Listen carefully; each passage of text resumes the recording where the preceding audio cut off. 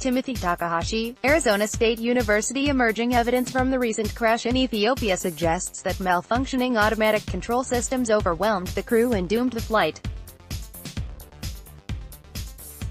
Based on my analysis, it appears that the Ethiopian Airlines crew followed the standard procedures found in the Boeing 737 pilot's operating handbook and flight crew operations manual.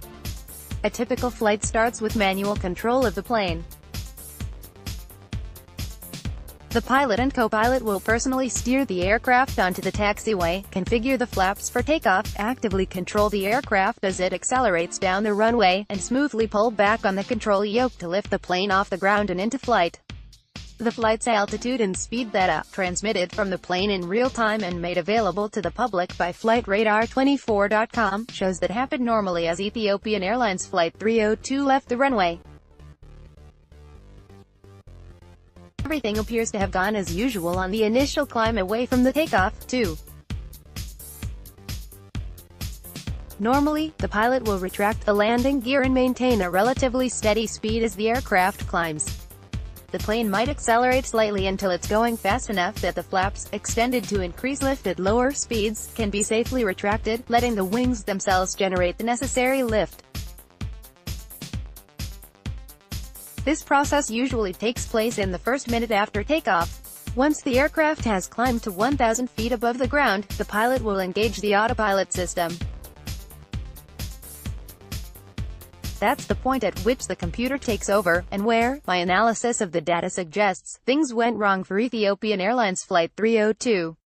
A modern autopilot system gives the computer command of the engine, throttles, rudder, elevators and ailerons, basically full control over the aircraft.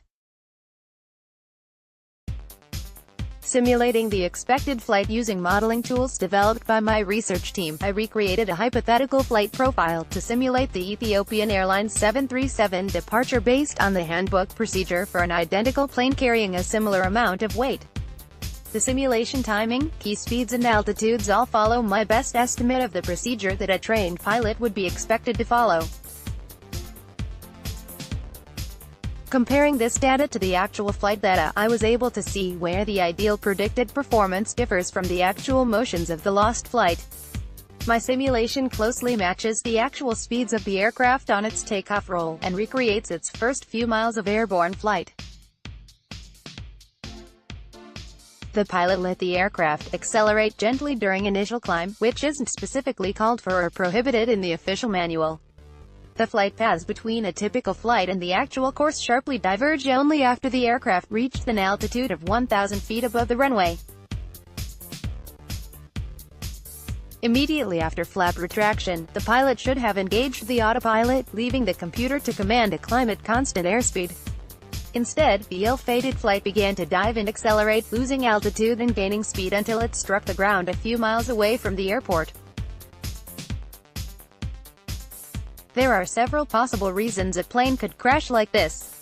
One is that an engine could malfunction, but the telemetry data doesn't indicate the loss of acceleration that an engine failure would cause.